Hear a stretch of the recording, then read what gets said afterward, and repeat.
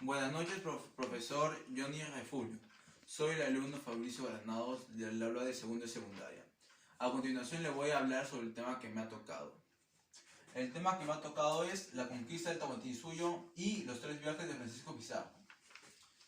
Todo se inició cuando Francisco Pizarro llegó a Tahuantinsuyo, donde llegó y se inició una gran transformación, donde los andinos dieron un giro de 180 grados, donde cambiaron sus costumbres.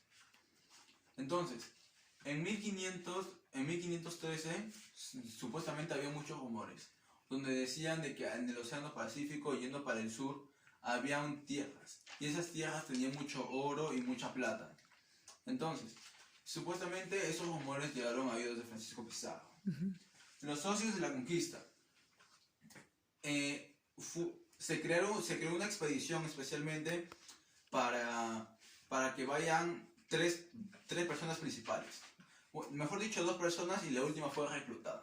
Las 2 primeras personas que fueron reclutadas fueron Francisco Pizarro y Diego de Almagro.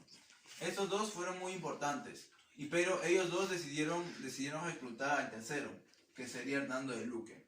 Entonces, cada uno tomaría diferentes cargos. Hernando de Luque, primero, él fue el que se cargó financieramente, o mejor dicho, económicamente. Él económicamente fue el que se garantizó de todo. Él pagó el viaje, la comida, las armas, él lo llegó a pagar todo. Hernando de Luque hizo todo eso. Entonces, como dije, hubieron cargos. El cargo de Francisco Pizarro era ser el líder de la empresa que tenían. El de Diego de Almagro, su cargo era ver si había comida, si los barcos del soldado estaban bien, si los soldados del barco estaban bien. De eso se encargaba Diego de Almagro. Y Hernando de Luque se encargaba del espíritu de los guerreros para que su espíritu llegue y para que se mentalicen, para que no sean débiles. Y también se encargaba de ver nuevas tierras. Entonces, aquí es donde empieza. Viajes hacia el Tahuantinsuyo. Primer viaje. Después, en el primer viaje se lanzó. En el primer viaje, supuestamente llegaron a 2 pueblos. Donde esos 2 pueblos fueron fueron 2 pueblos, ¿no? Puertos, perdón. Fueron los puertos, el puerto de Piñas y el puerto del Hambre.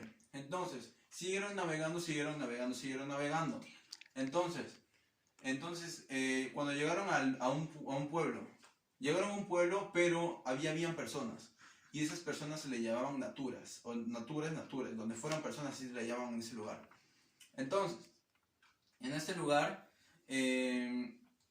los atacaron las natures. Como no los conocían, los hicieron atacar. Entonces, cuando lo atacaron, con los españoles se amargaron y decidieron quemar todo el pueblo. Entonces, desde ese momento, se empezó a llamar el pueblo quemado. El segundo viaje, que vendría a ser de 1526 a 1527. El segundo viaje, después de llegar a la altura del río, se separaron. Diego de Almagro decidió regresar a España, a Panamá, y Francisco Pizarro decidió seguir. Entonces, Francisco Pizarro siguió, pero lo malo es de que habían personas de que no estaban de acuerdo con su creencia de que querían seguir. Entonces, el nuevo capitán de la nueva empresa, el nuevo líder de la empresa mandó un capitán, que sería Juan Tafur. Ese capitán, su líder le encargó a Juan Tafur de que todos los soldados que no querían hacer con Francisco Pizarro regresaran, o mejor dicho, todos los del barco regresaran a Panamá.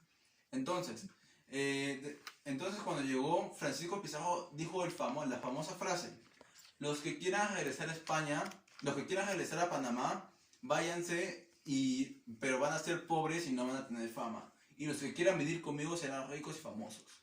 Y es entonces donde solo fueron 13 personas. 13 personas fueron ahí.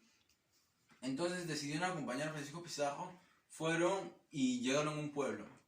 Llegaron a Tumbes, mejor dicho, Entonces en ese pueblo, en Tumbes, fueron ahí y los recibieron bien, le dieron chicha morada, maíz, y los recibieron muy bien a las personas.